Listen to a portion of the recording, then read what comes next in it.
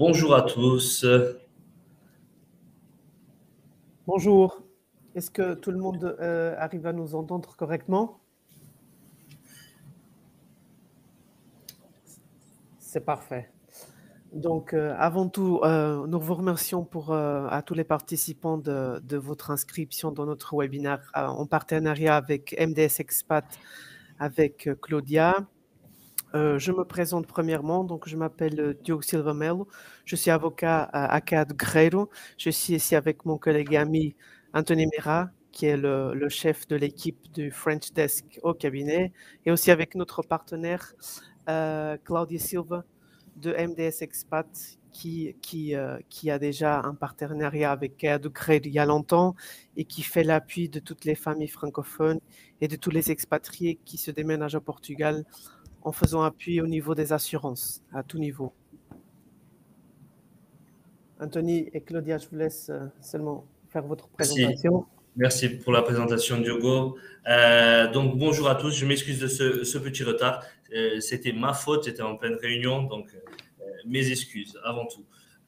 Comme Diogo nous a bien présenté, nous faisons partie d'un cabinet d'avocats, la Caiado Guerreiro, qui est un des cabinets les plus importants ici au Portugal. Donc, basiquement, on est un cabinet d'avocats multijuridictionnel qui fournit un petit peu de services juridiques dans tous les domaines du droit. À propos de Caiado Guerreiro, c'est ça. Je ne sais pas si Claudia veut. Claudia, bien évidemment. Bonjour. Je ne sais pas si vous pouvez parler un petit peu de MDS. Je sais qu'on va parler de MDS après, mais c'est juste pour faire une présentation rapide. Oui, bien sûr. Merci Anthony. Je me présente. Je m'appelle Claudia Silva. Je représente MDS Expat. Nous sommes le premier courtier francophone au Portugal. Nous sommes dédiés à faire des services pour les expatriés qui s'installent au Portugal, pour donner des conseils, pas uniquement de vendre de produits ou de chercher des solutions d'assurance. Et après la présentation de Caiado, que Diogo a déjà dit que nous avons en fait le partenariat depuis longtemps, je vais présenter le monde des assurances au Portugal.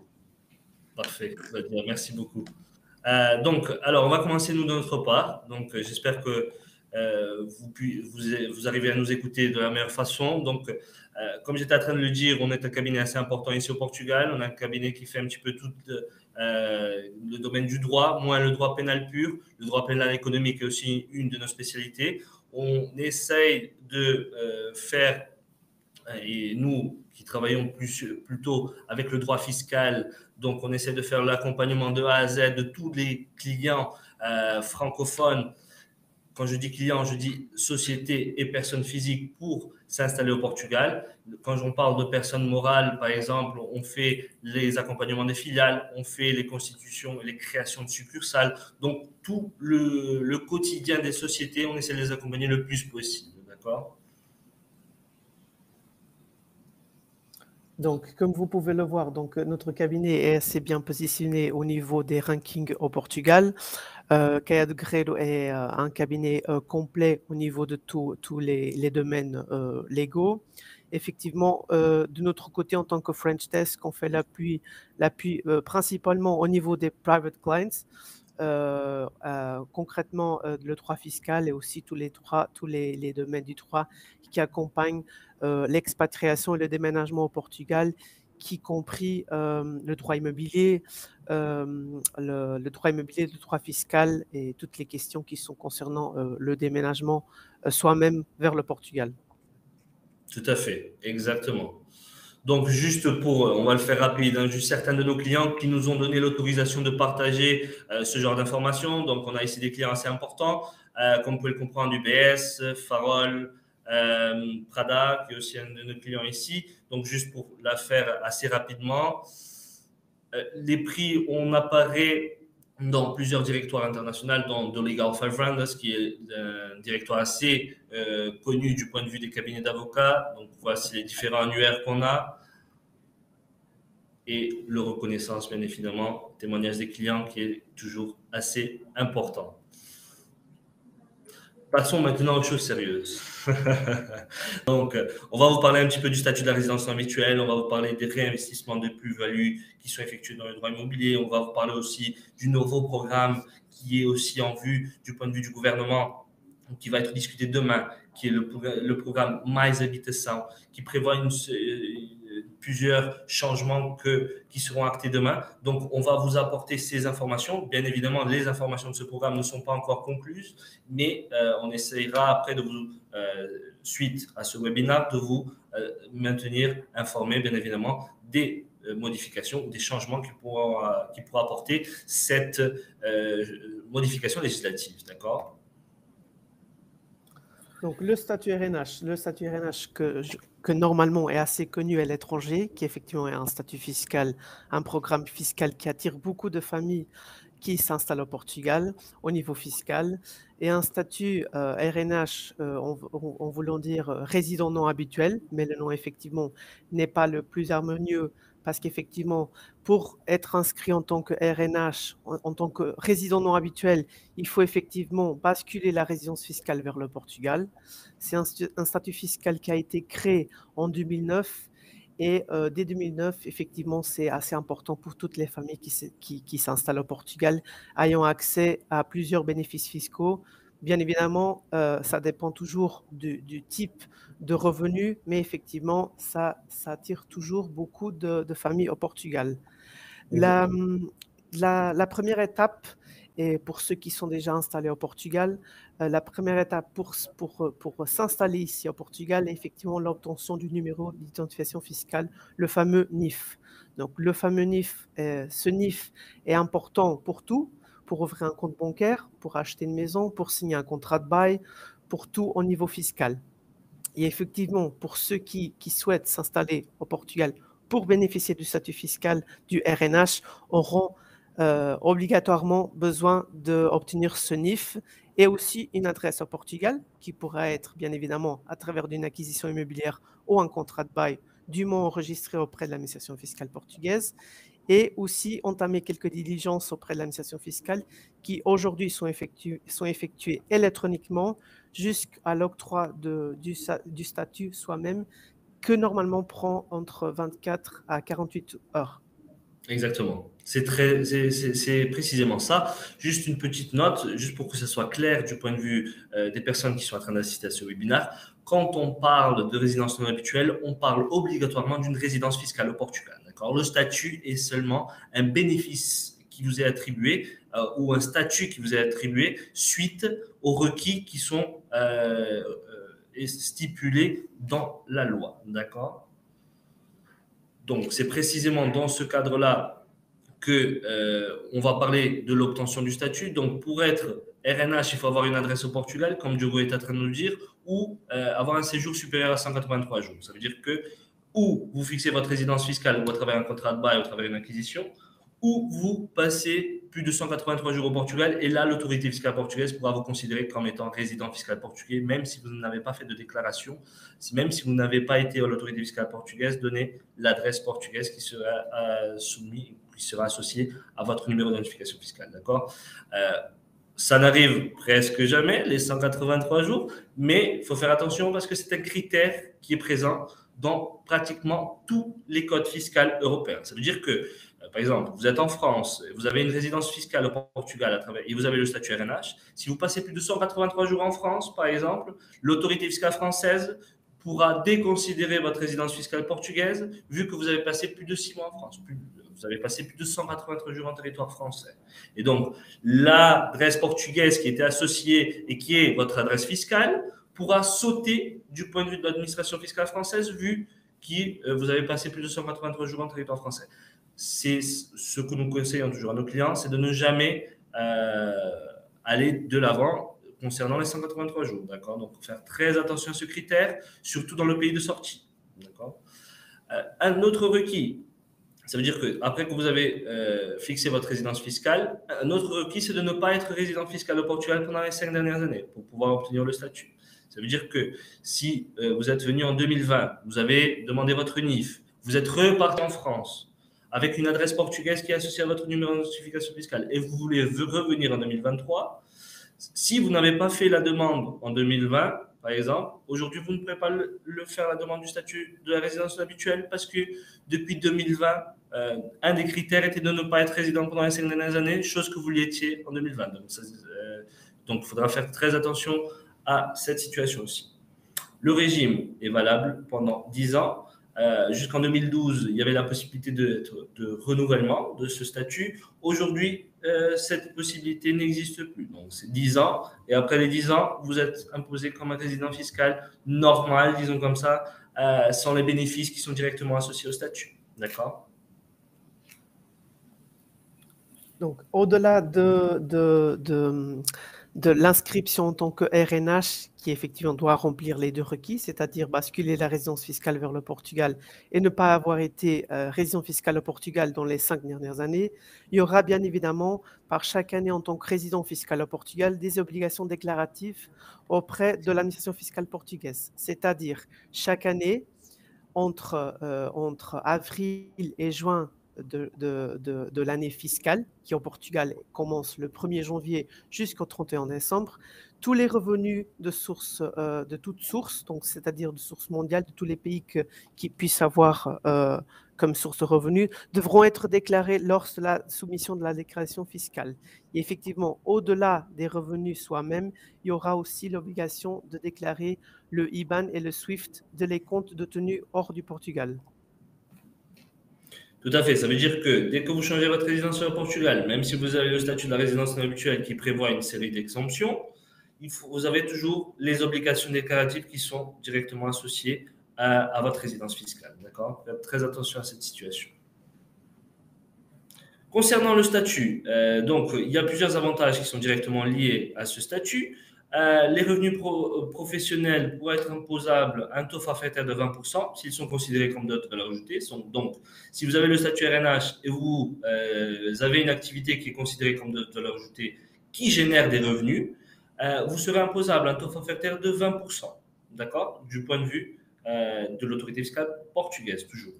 Revenus fonciers seront imposables à un taux forfaitaire de 28% si vous avez des revenus fonciers d'une source portugaise. Le 28% est le taux maximum, sauf qu'on a des taux dégressifs qui sont directement liés au contrat de bail que vous avez. Ça veut dire que si vous avez plus le contrat de bail est de longue durée, ça veut dire qu'à partir de 5 ans, vous pouvez avoir un taux qui pourra aller jusqu'à 15% sensiblement. Donc, dépendant du numéro d'année que le contrat est enregistré auprès de services auprès des finances publiques.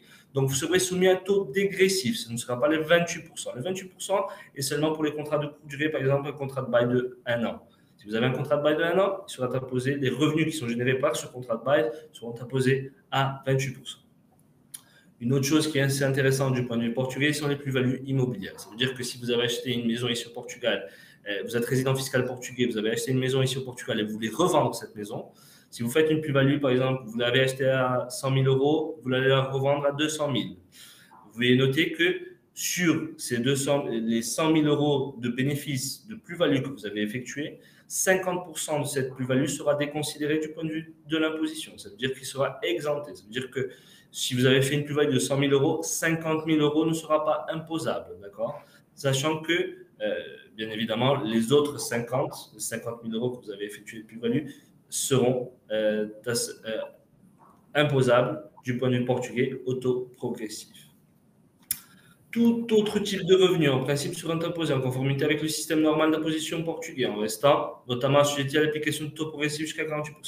Ça dépend du type de revenu. D'accord ? Par exemple, si vous avez des dividendes, d'intérêts, royalties, le statut de la résidence non habituelle exonère de sources étrangères, je parle. Exonère ce genre de revenus. Mais comme on est en train de parler de revenus de source portugaise, c'est le schéma qu'on a. Donc, revenus professionnels imposables à taux forfaitaire de 20% si vous avez le statut et les professions de haute valeur ajoutée. Revenus fonciers pourront être imposables jusqu'à 28%, mais si vous avez un contrat de bail assez important et assez long, il y a les taux dégressifs qui pourront être appliqués. Plus-value immobilière, 50% de la plus-value ne sera pas imposable, d'accord ? Et tout autre type de revenus, dépendant du type, pourront être assujettis au taux progressif de jusqu'à 48%. une note seulement aussi importante à clarifier, effectivement. Donc, effectivement, le statut RNH permet des bénéfices fiscaux. Donc, c'est un accès direct à des bénéfices fiscaux. C'est un régime plutôt directionné pour les revenus de source étrangère, mais effectivement, c'est aussi éligible pour les revenus de source portugaise, comme mon collègue Anthony vient de mentionner. Et effectivement, et une note aussi très importante pour ceux qui exercent une activité d'autre valeur ajoutée, il y aura toujours ici au Portugal aussi les contributions à la sécurité sociale. Et donc, quand on parle de revenus professionnels, on peut parler en tant qu'une personne qui a un contrat de travail ou en tant qu'entrepreneur. Et effectivement, ceci peut avoir des changements au niveau de la sécurité sociale.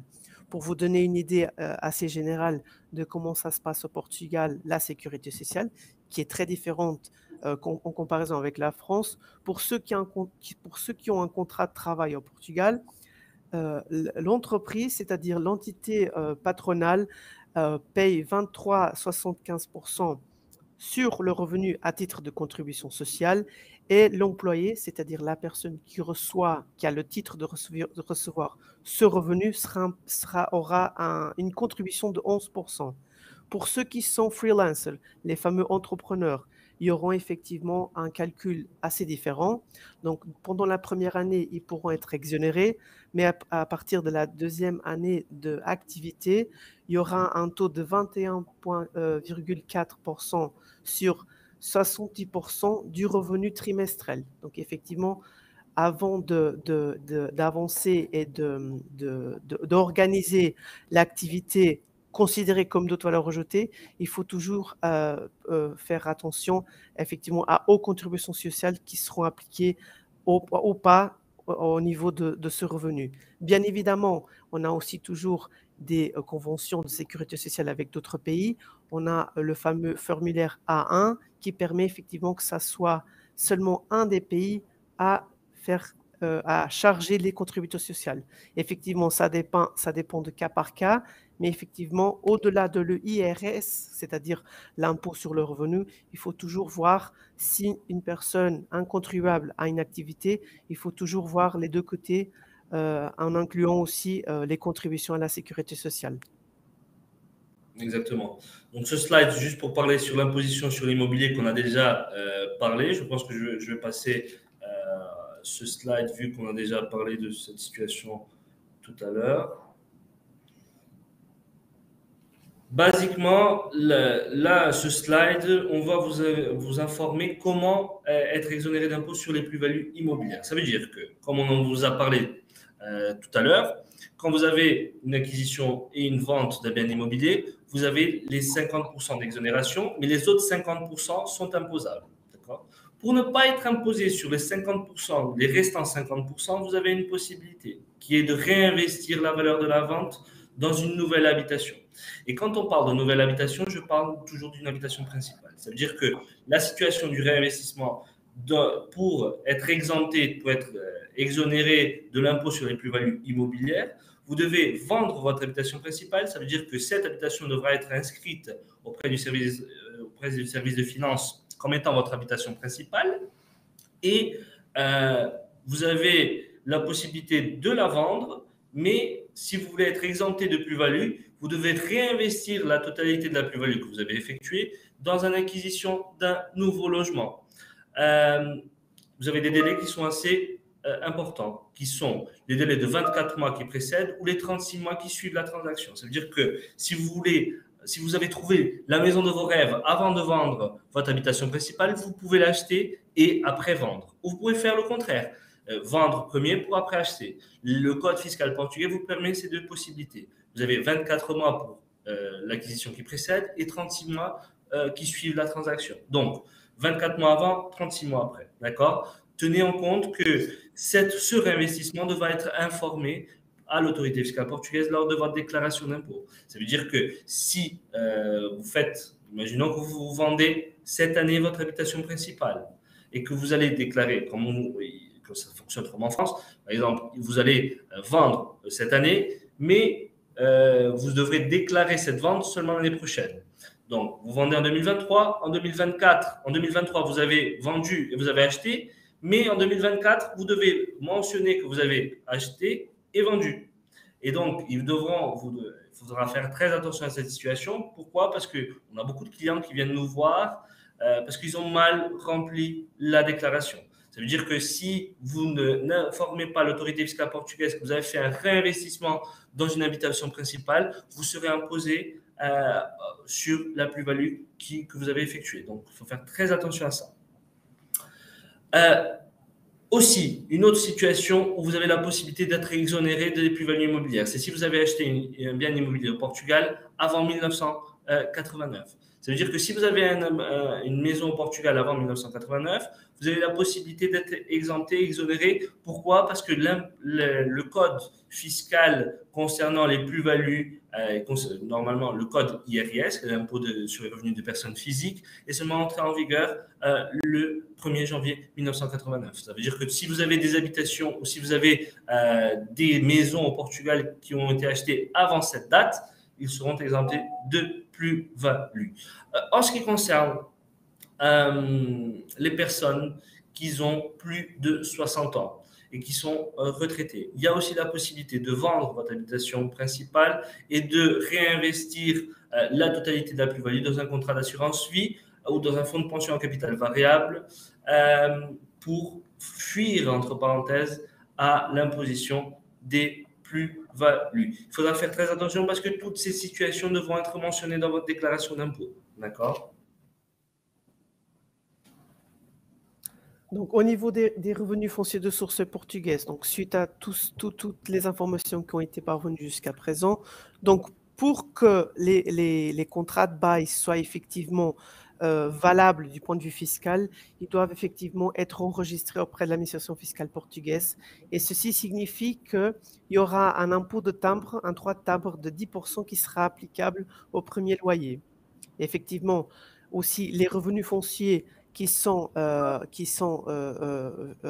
liés au contrat de bail dont vous êtes propriétaire seront imposés à un taux forfaitaire de 28%. Et effectivement, comme mon collègue Anthony a mentionné avant, il y a des taux dégressifs. Donc, effectivement, si vous avez plus long est le contrat de bail, moins sera la taxation. Par exemple, si c'est 2 ans, il y aura un taux de 26% au lieu de 28%. Effectivement, il faut toujours faire attention et confirmer effectivement quelle est la durée du contrat de bail pour que vous puissiez à l'avance de comprendre quelle sera l'imposition qui sera applicable au contrat de bail et aux revenus fonciers liés à ce contrat de bail. Mais en règle générale, il y aura un taux forfaitaire de 28%.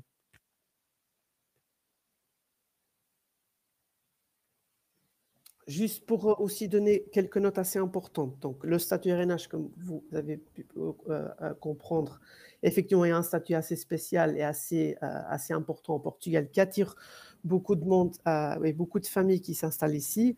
Ayant ce webinaire un accent assez spécial pour la ville de Porto, parce qu'effectivement, c'est une ville au Portugal qui attire beaucoup de familles francophones, soit de France, Suisse ou Belgique. Effectivement, il y a beaucoup de familles qui s'installent ici sémenalement. On a toujours des requêtes pour des familles qui s'installent ici.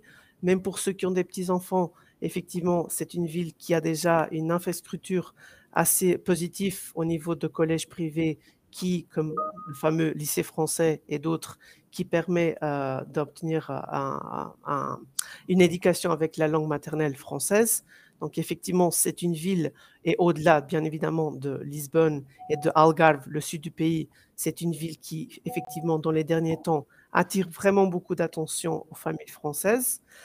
Le statut RNH n'est pas automatique, donc effectivement, il y a des démarches qui doivent être effectuées. Malheureusement, nous avons déjà reçu au cabinet quelques demandes de clients qui n'étaient pas du tout au courant de comment ça se passait la procédure et qui n'ont pas pu effectivement postuler pour le statut. Et effectivement, le statut doit être effectué jusqu'au 31 mars de l'année suivante au changement de la résidence. C'est-à-dire, en termes pratiques, si vous changez votre résidence vers le Portugal le 30 avril, par exemple, c'est-à-dire que si vous faites le changement de votre résidence fiscale le 30 avril 2023, on devra faire la demande jusqu'au 31 mars 2024. Si effectivement ce délai n'est pas respecté, le statut sera refusé par l'administration fiscale portugaise. Une note aussi très importante, chaque profil fiscal est différent, donc ça dépend effectivement du type de revenu et de quelles sont les juridictions qui payent ces revenus, donc la source de revenus, parce qu'effectivement, même avec tous ces bénéfices fiscaux, si par exemple, au-delà des informations en général que nous avons parvenues jusqu'à présent, les pensions de source étrangère privées sont imposées à 10%. Avant, effectivement, il y avait une exonération totale jusqu'au budget d'État de 2020. D'autres revenus, notamment les revenus passifs comme les intérêts, royalties et dividendes, en principe seront exonérés du point de vue portugais. Les activités considérées d'autres valeurs ajoutées sont imposées à 20%. Mais effectivement, il y a toujours des questions assez sensibles à vérifier, comme par exemple si vous avez un portefeuille de tenue à l'étranger qui génère des capital gains, des plus-values mobilières, elles peuvent être assujetties à 28%. Et si effectivement une partie de ce portefeuille est liée à une juridiction qui est blacklistée du côté du point de vue portugais, au-delà d'avoir des bénéfices fiscaux, il pourra avoir une imposition aggravée de 35%. Donc effectivement, le RNH permet l'accès à plusieurs bénéfices fiscaux, mais ça dépendra toujours du type de revenu et de la source du revenu. Donc effectivement, chaque profil fiscal est différent. Il faut toujours, et on conseille toujours à nos clients, avant de déménager vers le Portugal, de planifier correctement le changement fiscal pour comprendre quelles seront les implications fiscales associées avec ce déménagement vers le Portugal. Donc maintenant, je passe la parole à notre partenaire Claudia, qui est la personne indiquée. On va essayer de mettre directement la présentation de Claudia ici avec nous. Donc, merci. De rien, je vous en prie. Juste pour vous donner note, vous avez vu nos contacts. Donc, des doutes, des questions concernant ce webinaire, on est à votre disposition. Vous avez nos contacts. Si vous voulez, bien évidemment, entrer en contact avec nous, ça sera avec grand plaisir. Comme Diogo est en train de l'expliquer, le profil fiscal de chacun est assez important et doit être analysé d'une façon assez concrète pour qu'on puisse vous donner l'approche fiscale et le conseil fiscal le plus précis et le plus avantageux pour vous. Donc, outre tous les domaines et toutes les informations qu'on vous a données, on a d'autres situations qu'on pourra vous présenter dépendant du cas par cas. Diogo, merci beaucoup.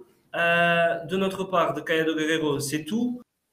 Claudia, je vous en prie, je peux vous guider, bien évidemment, sur la présentation, mais je pense que vous serez beaucoup mieux que moi à présenter. Merci beaucoup. Merci beaucoup, Anthony. Alors, je vais parler en fait des assurances. C'est un thème intéressant et c'est un thème que tous nos clients qui nous cherchent nous demandent, surtout concernant la santé, en ce qui concerne les particuliers. Je vais parler en fait de notre groupe, du groupe MDS. Je vais faire une petite présentation. MDS Expat qui s'insère dans ce grand groupe et dernièrement des assurances. Alors, le groupe MDS a 1500 collaborateurs, a 120 millions en chiffre d'affaires. Nous sommes présents au Portugal, Angola. Et nous sommes dans le top 3 au Brésil. Nous sommes présents aussi en Espagne, Mozambique, Chili, Chypre, Mexico et États-Unis. Nous sommes présents aussi en 130 pays à cause de Brokers Link. C'est un réseau qui a été constitué en 2004 par MDS et c'est un réseau de brokers, de courtiers dans le monde entier. Nous sommes le seul courtier Lloyds, présent à Lloyds. Nous avons un service global parce qu'en fait, nous avons des spécialistes dans plusieurs domaines de conseil de risque, de courtage en assurance et réassurance aussi.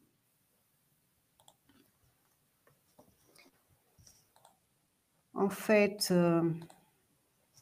la structure d'MDS, comme je vous ai déjà indiqué, nous sommes courtiers en assurance.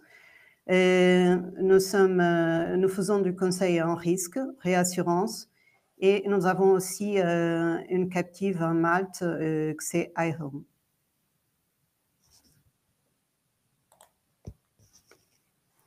MDS Expat, c'est le premier courtier d'assurance francophone au Portugal. Nous avons accès à toutes les compagnies d'assurance au Portugal. Et c'est pour ce motif que nous avons en fait une vision complète du marché d'assurance. Nous pouvons en fait faire le devis, les démarches administratives, les informations juridiques, le traitement de sinistres. Nous avons un département de sinistres spécialisé à l'intérieur de MDS qui sont eux qui traitent et qui font les démarches concernant tous les sinistres d'MDS. Nous avons des conseillers multilingues en anglais, français, espagnol et portugais. Nous avons 4 agences. Nous avons à Vilamora, à la Marina. Nous avons à Lisbonne. En fait, à Lisbonne, ce n'est pas une agence, c'est un bureau, mais nous pouvons prendre de rendez-vous. Nous avons récemment un élément de notre équipe à Espinho et moi que je suis à Porto. Nous faisons, comme j'ai déjà indiqué, des devis personnalisés. Les devis sont faits pour chaque personne. Nous n'avons pas, en fait, il y a beaucoup de clients qui nous demandent est-ce que vous pouvez me dire combien est-ce que je vais payer par mon assurance santé aux voitures? Non, parce que ça dépend en fait du type de la voiture, la version, l'année, le type d'assurance et concernant en fait tous les domaines d'assurance, nous ne pouvons pas dire vous allez payer 100 euros, 200 euros ou 300 euros pour votre assurance.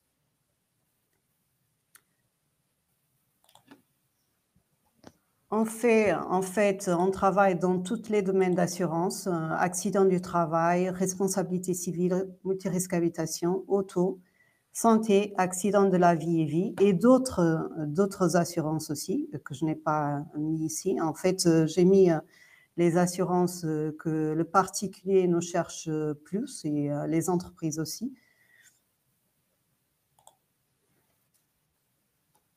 Concernant l'assurance accident du travail, il y a beaucoup d'entreprises qui s'installent à Porto et à Lisbonne, surtout des entreprises de base technologique et que nous cherchent pour faire en fait le business plan et nous demandent quels sont les types d'assurance parce que en fait la première porte d'entrée c'est la santé, c'est la préoccupation de faire un contrat santé comme leurs employés en France, en Suisse ou en autre pays. Et après, on dit oui, mais il faut faire aussi l'accident du travail. Et je sais qu'en France, en fait, c'est une assurance liée à la sécurité sociale. Au Portugal, c'est une assurance privée. Donc, c'est une assurance obligatoire pour tous les employés, aussi les gérants des entreprises. Maintenant et récemment, nous avons eu en fait une nouvelle loi qui oblige aussi que tous les employés de maison sont déclarés. Et pour cela, c'est obligatoire aussi d'avoir, c'était déjà obligatoire d'avoir l'assurance pour les employés de maison, mais maintenant, comme c'est obligatoire de déclarer tous les employés de maison, c'est obligatoire cette assurance. La responsabilité civile. La responsabilité civile pour le particulier, et nous avons beaucoup de clients qui nous demandent pour ses enfants et pour les écoles, la copie en attestation de son contrat multirisque habitation parce qu'il y a la responsabilité civile incluse. Au Portugal, en fait, tout ce qui correspond les assurances du mineur des élèves est une responsabilité des écoles et c'est une assurance obligatoire. Donc, ça ne marche pas comme en France.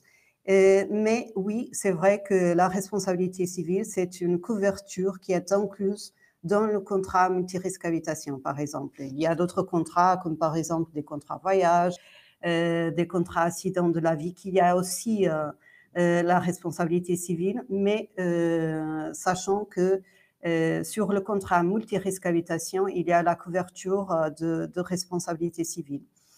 Ça peut, en fait, ça sert uniquement pour des tiers et c'est une couverture ou c'est une assurance, quand vous le faites exprès, responsabilité civile, qui couvrira les frais juridiques et les procédures judiciaires.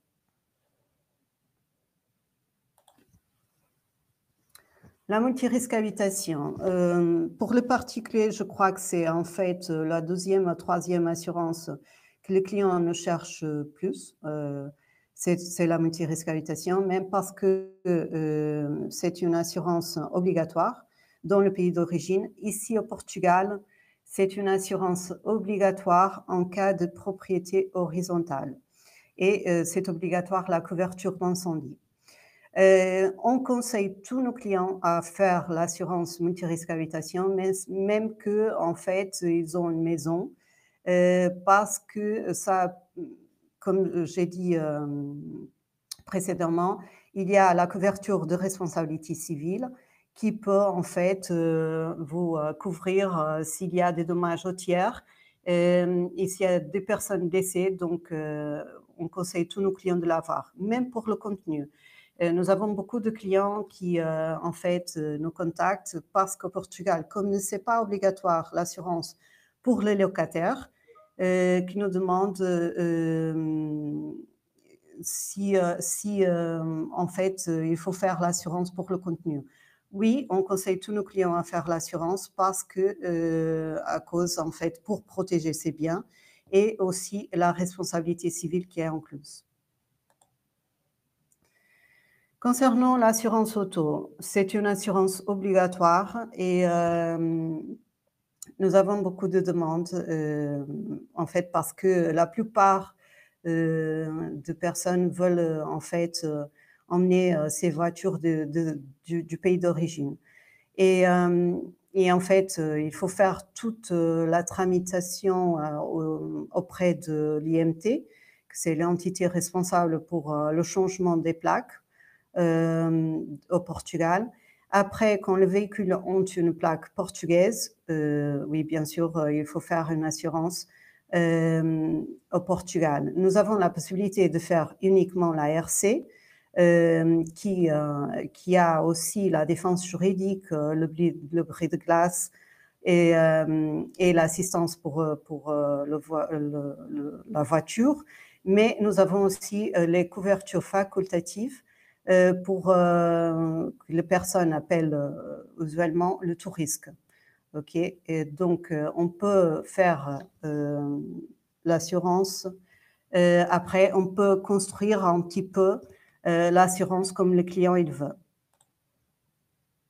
Concernant les accidents de la vie, il y a beaucoup de Français qui commencent cette assurance en France. Quand ils arrivent ici, ils nous demandent de faire une assurance accident de la vie. C'est une assurance qui protège, en fait, qui peut vous protéger, qui vous protège à vous en cas de décès ou d'invalidité. Et nous avons, en fait, c'est une assurance qui peut coûter entre 10 € et 30 € par mois et que vous pouvez avoir un capital autour de 100 000 € en cas de mort, par exemple, en cas de décès, ou même en cas d'invalidité, vous pouvez avoir un capital aussi de 100 000 €, autour de 500 000 €.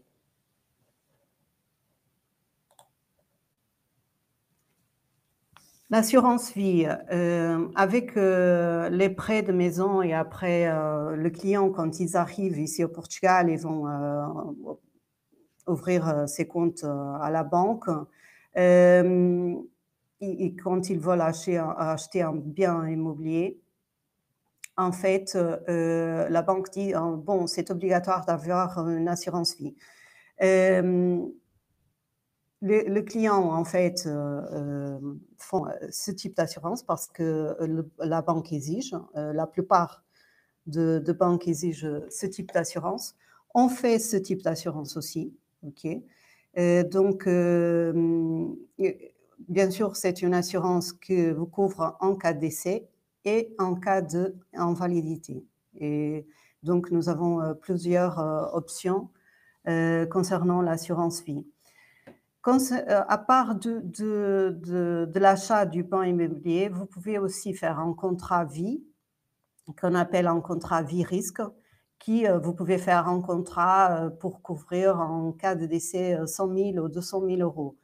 parce que en fait, vous avez votre famille, vous voulez garantir financièrement la stabilité de votre famille en cas de décès.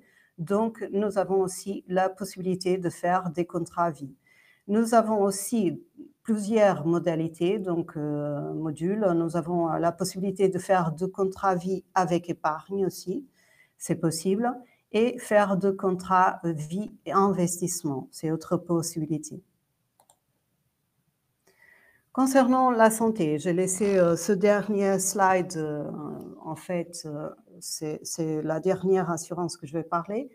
Je crois que la plupart des appels que nous recevons, en fait, c'est concernant la santé. Même parce que le français, quand ils arrivent au Portugal, ils veulent avoir le même système qu'ils ont en France, donc ils nous cherchent parce qu'ils veulent une mutuelle. Nous avons plusieurs solutions. Nous avons des solutions personnalisées, sans limitage, ni pour la souscription, ni pour la permanence, pour toutes les nationalités, pour le monde entier, uniquement pour le Portugal, des cartes santé. Donc, comme vous pouvez voir, il y a plusieurs possibilités de faire un contrat santé. Nous conseillons toutes les personnes à faire un contrat santé, un contrat privé, parce que ça vous donne accès aux soins médicaux dans le prestataire privé au Portugal. Et pour avoir une idée, au Portugal, nous avons maintenant plus d'hôpitaux privés que publics. Donc, dépendant de la région du Portugal où vous allez vivre, je dirais que oui, 90% des cas, il faut faire une assurance privée parce que vous pouvez avoir en cas d'urgence un médecin et il y a plusieurs situations dans le public que vous pouvez pas patienter 24 heures pour voir un médecin qui peut vous recevoir. Donc, comme ça, vous avez quelque chose qui vous protège en cas d'urgence, en cas d'un accident, en cas d'une fracture que vous n'avez pas le temps de prendre l'avion et d'aller chez votre médecin traitant ou chez votre hôpital que vous êtes accoutumé. Ici au Portugal, nous avons les hôpitaux privés qui marchent très très bien. Vous avez un réseau de prestataires, je peux dire, nous avons 4 réseaux de prestataires de services qui fonctionnent, qui donnent des services d'excellence. Et les prix sont variables, bien évidemment. Ça dépend en fait des besoins de chaque personne et ça dépend en fait de ce que vous cherchez, de ce que vous voulez. Les devis sont gratuits, donc nous sommes ouverts pour prendre votre appel. Nous parlons votre langue. Ici, il y a nos contacts, l'adresse mail et la ligne téléphonique. Et de ma part, c'est tout, Anthony. Merci beaucoup. Merci, Claudia. Merci, Claudia. C'est très, très, très intéressant. Je pense que même moi, je vais faire appel à vous. Donc, voilà. Donc, de ma part, de Callado Guerrero, on vous remercie infiniment pour votre attention. On vous remercie aussi pour avoir assisté à ce webinaire. Des doutes, des questions, vous avez nos contacts. Donc, n'hésitez pas à nous faire un petit email de follow-up. On va vous faire parvenir la présentation. Donc, je vous dis à très bientôt et merci encore. Merci beaucoup pour votre présentation, donc votre participation. Donc, nous sommes à votre disposition pour toute question et on vous dit à très bientôt.